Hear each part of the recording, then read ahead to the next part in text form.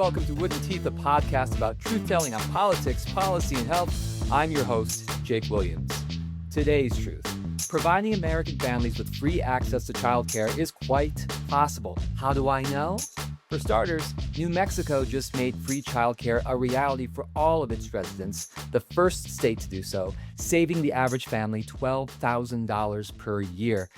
You might have heard about progressive mayors declaring this goal, like Mayor Mamdani in New York, or now Mayor Johnston in Denver. And this is great, but you shouldn't make the mistake of thinking that free childcare is some sort of urban lefty pipe dream. It's a policy priority with bipartisan voter support. And now New Mexico, which ranks 47th in per capita personal income among U.S. states, just made it a reality in the here and now. 74% of American voters this year said funding for childcare is an important and good use of tax dollars, including a majority of Republicans, 3/4 of independents, and 9 in 10 Democrats.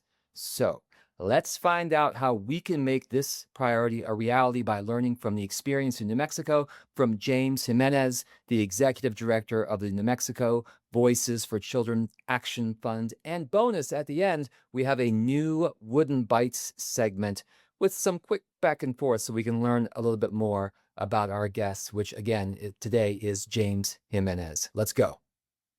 James Jimenez, welcome to the podcast. Thank you. Thank you, Jake. I appreciate the chance to talk to you. So you are a New Mexico politics OG. You've done a lot of big things in New Mexico politics and policy. Could you briefly share how your professional journey has intersected with New Mexico's journey to providing free childcare for all residents? Yeah, well, it actually, if we go back to the beginning, it started when just after I got out of college at the University of New Mexico, I was able to obtain a job working in state government. And that was really sort of a full body immersion into policy and politics in New Mexico. And so I worked in both the executive branch, I worked in the legislative branch. I spent some time working in local government. And so I learned a great deal about how the process works and doesn't work, who the interested parties are, how people try and influence the making of public policy in both good and bad ways.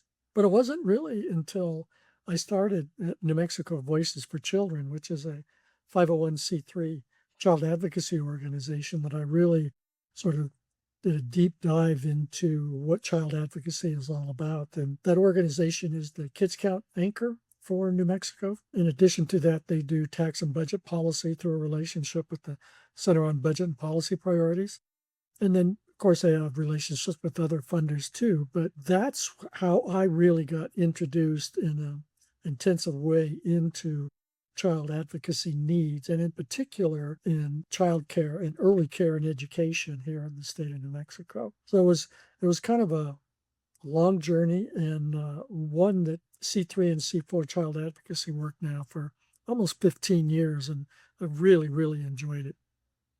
Well, you've clearly done a lot, given the outcome that we realized in the fourth quarter of last year. Let's talk in more detail about how that came about. So in 2019, New Mexico created the Early Childhood Education and Care Department, which laid the groundwork, so to speak, for a universal system. And even though, as I understand it, universal coverage wasn't specifically declared as a goal, creating the department itself represents a particular focus. How did that come to be a particular political priority? Yeah, well, that's a long story. We really need to go back to prior to 2010. For many, many years, like in many other states, childcare had only been funded as a work support program. Not necessarily a bad thing, but its benefits in child brain development, for example, and preparing children for K-12 education were not really adequately appreciated. And as only a work support program, it was really kind of a political football. And sometimes, depending upon who the governor was, it would receive adequate funding, many times not. So in terms of eligibility, we were at about 100 to 125% of the federal poverty level back in those days.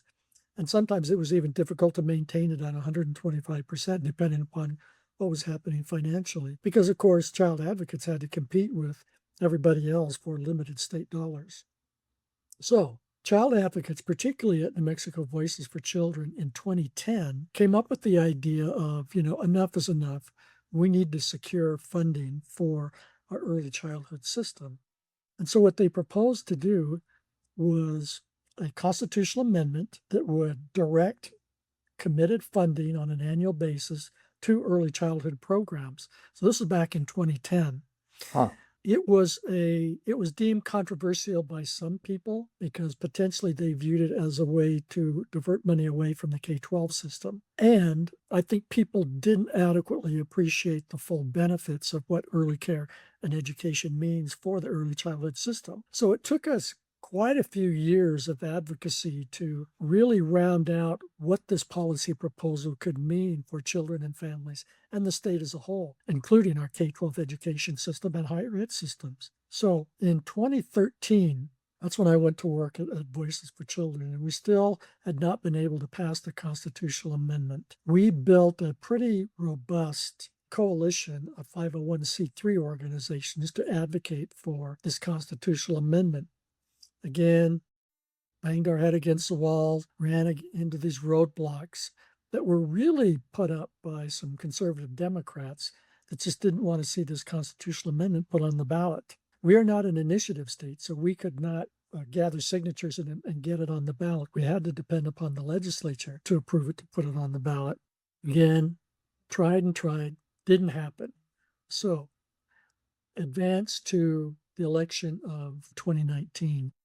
In 2019, Michelle Lujan Grisham, at that time, who had just been previously serving in the U.S. House of Representatives, ran for governor. And one of the things that we did, sort of coalition-wise, was advocate for her endorsement of our constitutional amendment. And she did. It wasn't a hard sell for her. She was a mother herself.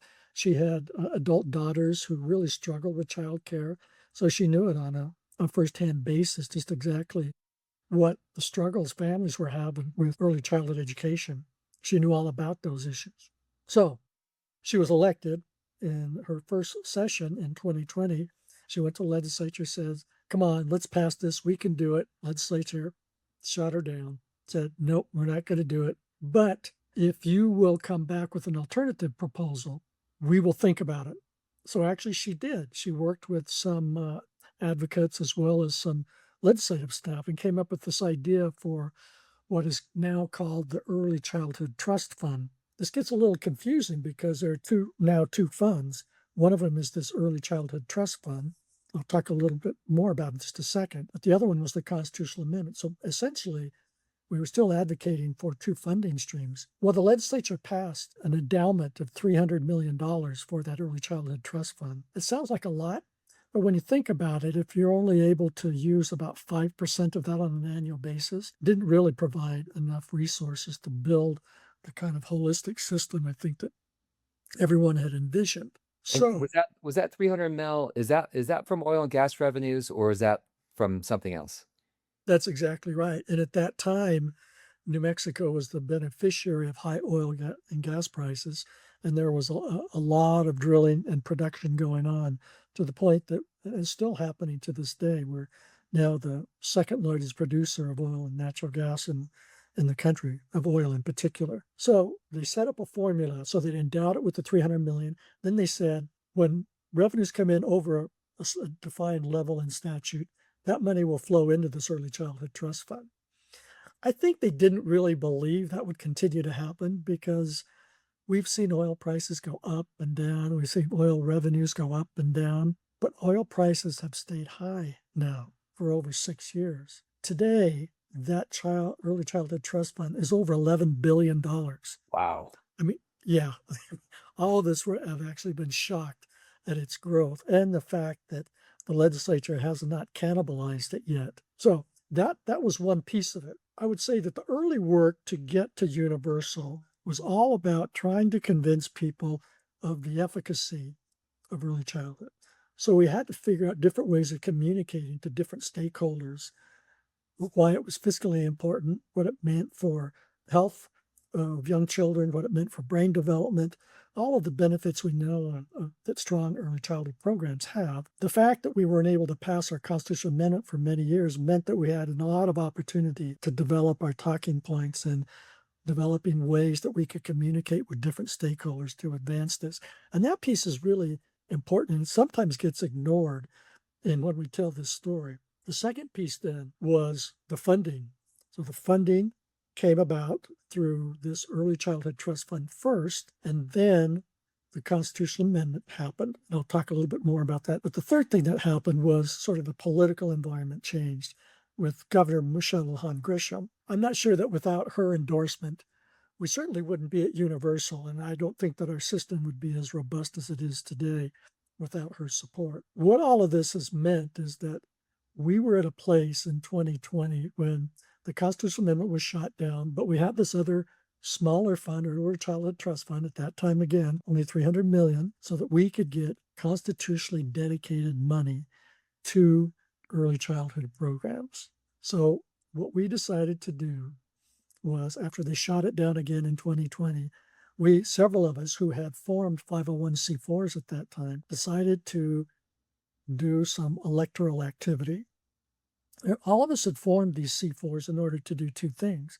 One was to expand the amount of lobbying that we could do on early childhood issues, and the other was to do the electoral advocacy. So we did that. We took on 3 powerful incumbent senators that had been consistent roadblocks to us passing the constitutional amendment. And in the 2020 primaries, we knocked all 3 of them off. We were told, be careful. If you fail, there's going to be repercussions. The way we looked at it was, are we going to be any worse off than we are today? I think we all concluded that no, we're not going to be. And if we succeed, we really have a shot at passing the constitutional amendment. And that's exactly what happened. In 2021, with those 3 incumbents out of the way, we were able to pass the constitutional amendment through the legislature, and they put it on the ballot for the 2022 general election. We knew we had a pretty good shot at passing it. Of course, we had done some polling. We had formed a really strong 501c3 advocacy arm, a strong 501c4 advocacy arm. We were bringing other organizations in to help us. I was thinking at the time in 2022 that if we passed it, 55, 56%, that would be a strong victory. Jake, I'm telling you, I about fell off my chair when we got the results. We passed it 70-30. Wow. 70% of the voters approved it, which told us several things. One is that New Mexicans supported early childhood education.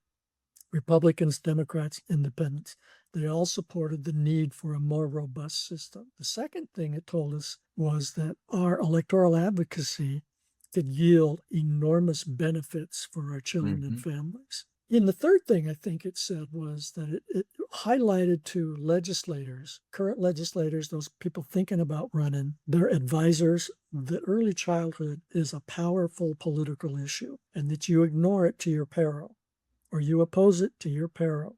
And in fact, in the wake of us passing that, advanced a couple of election cycles, we had some people who came back and who we had on the record voting against the constitutional amendment try and run again. And we used the fact that they voted against early childhood education in campaigns against them, and they didn't get any traction at all. None of them have won. Not a single one of them who voted against that and has tried to run again has won.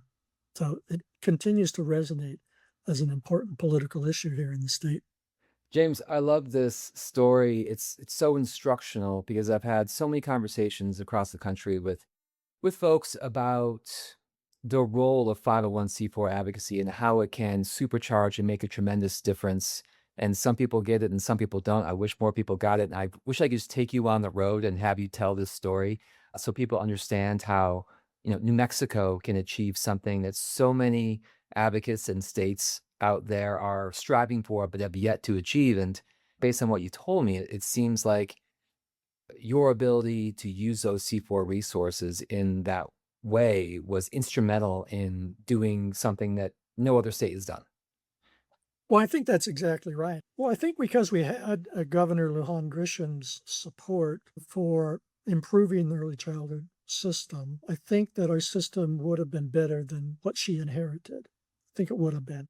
We would not be where we are today without our C4 work. I really believe that. It really made a huge difference for our pre-K programs when we passed the constitutional amendment, because we've largely dedicated those dollars to pre-K programs, and we've been using the Early Childhood Trust Fund to support childcare. So and it happened because we were able to politically remove barriers to the system. It really woke up other legislators who maybe were on the fence about it, and really bolstered our champions who really saw that they could take this issue to their colleagues in the legislature and say, look, at 70-30, you look at who won and who lost. This issue is important to our voters, and we need to get this passed and get this done.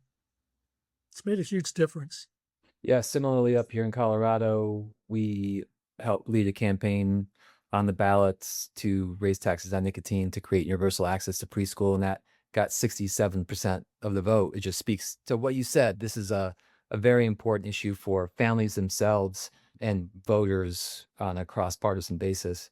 So, thinking about your journey a little bit more, 2022, New Mexico expands access to families with incomes up to 400% of federal poverty level. That's about $111,000 for a family of four. Mm-hmm. And in September of 25, the governor announced that there is no cap anymore. Everybody's going to have access. Is that trajectory? Can you walk us through that? Is that simply a function of that growth of the trust fund, or are there other political and policy moves involved that got us here? Politically, it wouldn't have been done without the support of Governor Lon Grisham. She made it happen. She made the 400% happen. She wanted this to be a signature issue for her term as governor. And at 400%, as you pointed out, a bit over $100,000, that includes a lot of New Mexico families. We fully supported that. And we know that in today's economy, $111,000 sounded like a lot of money at one point in time. But if you think about that, that's maybe two families at $55,000, Yeah. two parents working and bringing money in. It isn't a lot of money when you can compare the cost of living these days. So we fully supported it, endorsed it, and believed it could happen because we had now identified funding. And she did it actually a little bit before we passed the constitutional amendment. But again, we believed we could pass a constitutional amendment and provide that constitutionally dedicated funding. And now we have this trust fund that had the potential for growing substantially. I think I'd be lying if I said that we expected it to get to $11 billion, but we knew that it would probably continue to grow at least for the next 2 or 3 years. Now it's been going on 6, even 7 years now that it's been growing substantially. So again, it was the money and the politics that really made it happen for us. Now we advance to 2025, in the fall of 2025. We had heard some rumblings from the governor's office that they were thinking about a universal approach. I'm not sure that a lot of us kind of believed it was really going to happen. But then when she announced it, it became one of those areas that I think that showed once again that political leadership is really vital for public policy issues. And in this case, she wanted it to happen as one of the things that was going to cement her legacy as governor of New Mexico. She is term limited at the end of 2026. So doing it late in 2025 was not surprising from a political perspective. But I think from a financial and a programmatic perspective, it did surprise us a little bit. We've been supportive of it, and I would say that there have been some concerns about ensuring that people that qualified at either 100% or 200% or 400% of federal poverty levels were actually getting access. And so there are still some issues about sort of the unveiling and the development of a full universal system in our state. Let's talk a bit about the politics and the administration of a universal system.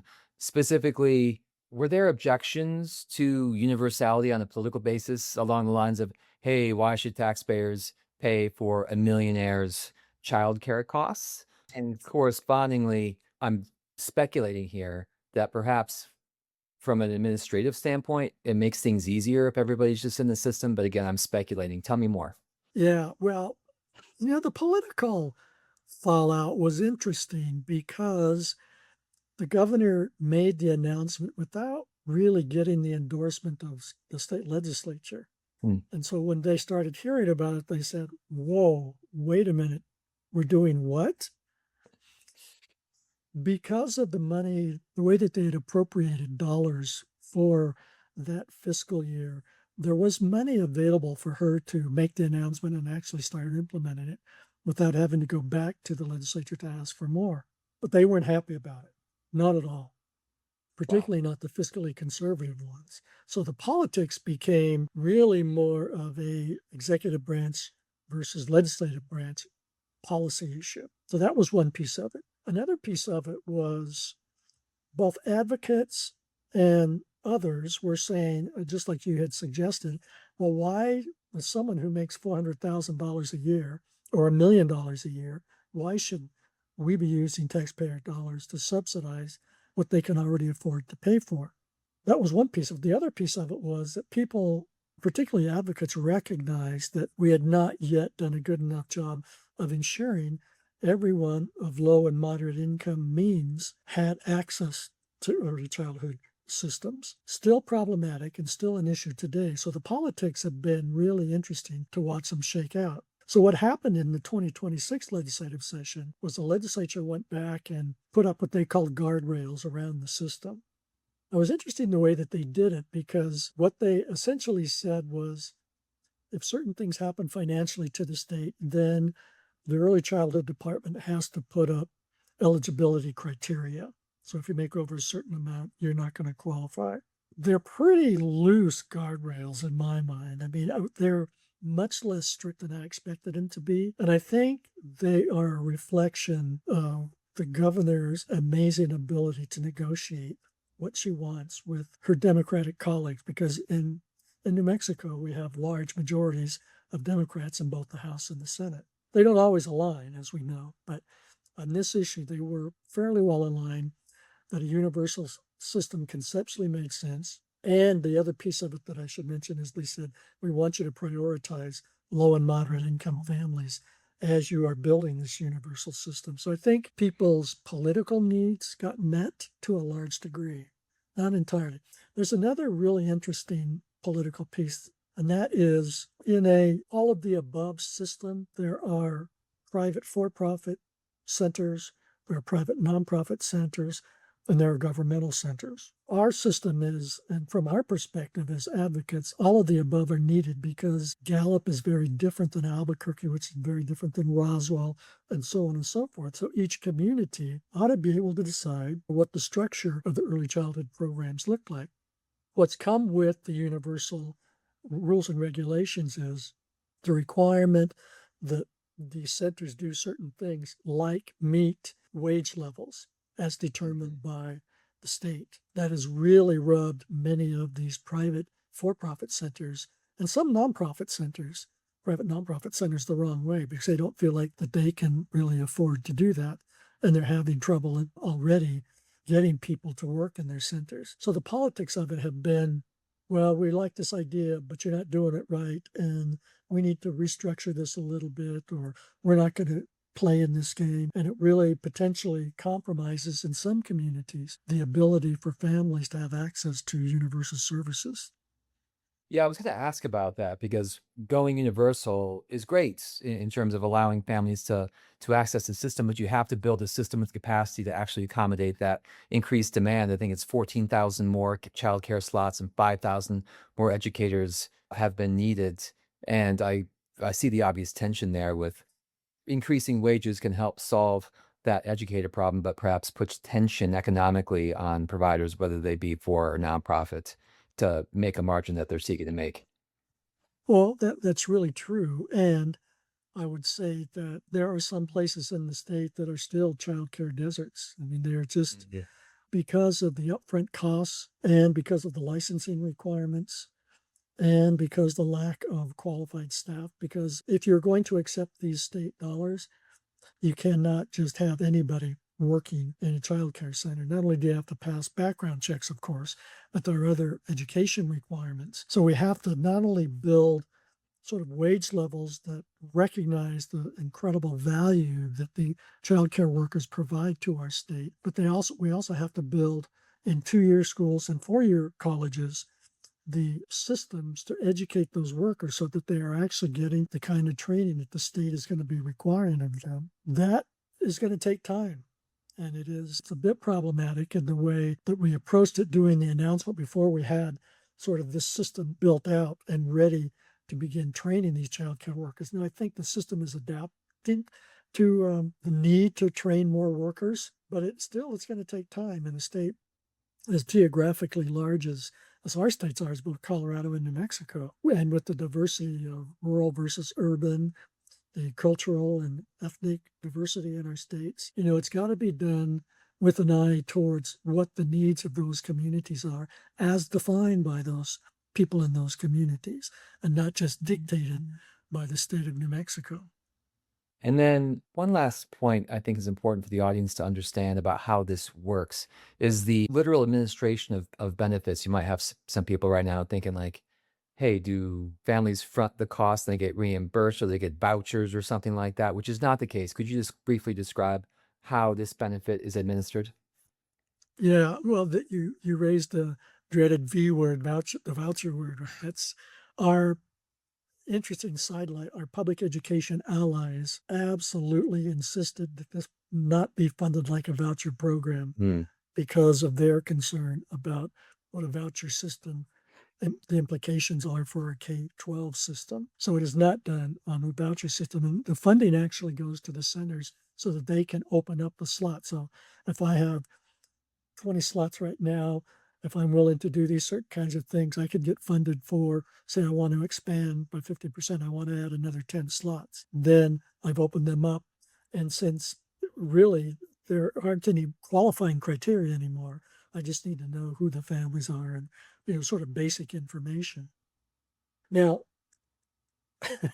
it's a little ironic that the state didn't sort of quickly grasp that in a universal system, you don't need a 5-page application form, right? Oh. You need maybe a 1-page application form. You need to know who the families are, who the children are, what their contact information is, so on and so, any special needs that these children have. And that's about it, right? So they're slowly adapting, but they're getting there as it becomes apparent that you don't need the same detailed level of information to administer a universal program that you do if you have eligibility criteria. James, you've already dropped so much useful knowledge for any advocate out there seeking to make free childcare a reality in their city or state. But is there any other high-level strategic advice you'd give to those advocates who might want to make that happen where they live? Yeah, well, there's a couple of things, Jake. One of them is that you have to change your message for different audiences. What's going to resonate with a young parent is going to be different than a fiscally conservative Democrat or Republican in your legislature. You have to know what is going to resonate with them. For healthcare advocates, it might be all about brain development and early identification of learning needs or other physical challenges that children might have. So it could be a health issue that you are pitching to them on how a universal program, expanded childcare programs, can be a part of that system. Now, we don't want necessarily these childcare centers to become healthcare centers. That's not what I'm saying.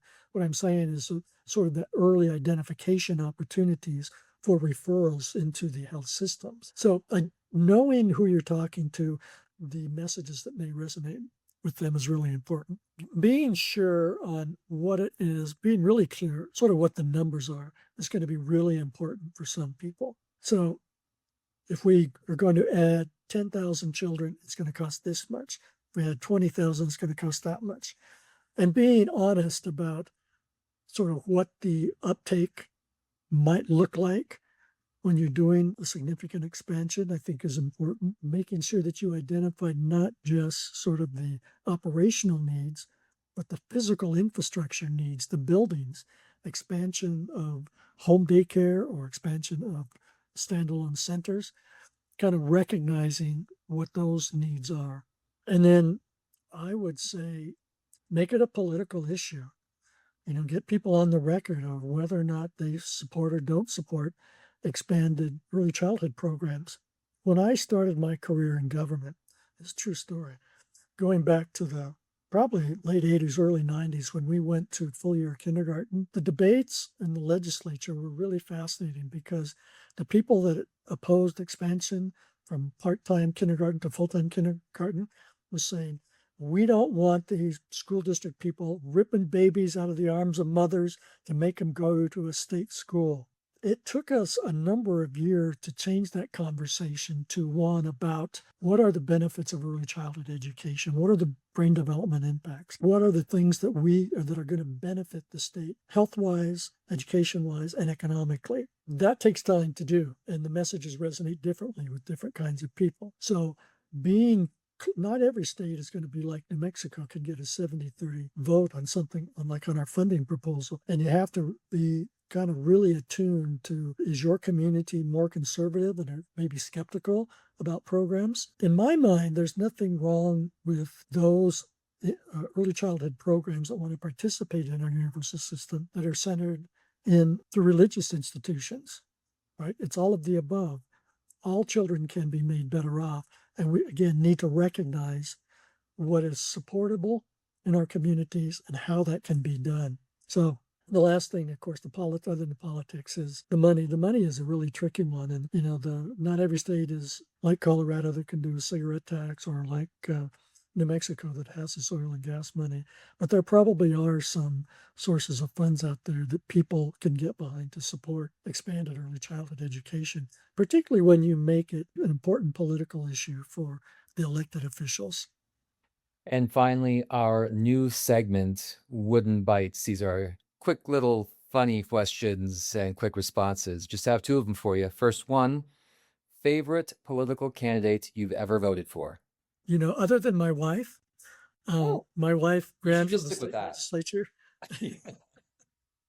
She ran for the state legislature and the county commission. She didn't win, but of course, she's been my favorite candidate. And it was really fascinating to watch her become she'd always been an advocate. She was an educator, but to become sort of a politician, the thing that shocked me about her was how much she loved knocking on people's doors, which for me would be like the most painful thing in the world to do. But she absolutely loved it. And she does it to this day for other candidates. But other than my wife, without a doubt, Barack Obama. I was in Iowa actually working for Bill Richardson on his run for the president when Barack Obama won the Iowa caucus. And that just opened my eyes to a different kind of politician than I'd ever seen before. Both who he was as a person, but the organization that he put together and the way they did it. That was absolutely amazing to me. And the final wooden bite, given that you are a New Mexican, red or green chili? Well, it depends. If I'm eating enchiladas, it's got to be red with an egg on top. But if I'm eating, we do like here at the house, we like to mix green chili with pork. So pork and green chili, or pork and chicken. That works too. Yep. So it really kind of depends. I love them both. You're making me hungry. And thanks for all the nourishment you gave us with this political advice and how you got this done in New Mexico. It's truly amazing. And thanks for being on the podcast. Absolutely. My pleasure, Jake. Good talking to you. Well, that was it. Awesome conversation. I hope you campaign nerds got a lot out of that. I know I did. Also, I'm having a dispute with some of our producers here at the podcast. Some of us are content with our current backgrounds. I think it needs to be spiced up. So if you have any suggestions about the spicing up of said background, you know where to find us. Put in the comments, email us directly. And while you're at it, please rate and subscribe to help get the word out about the podcast. I will see you later.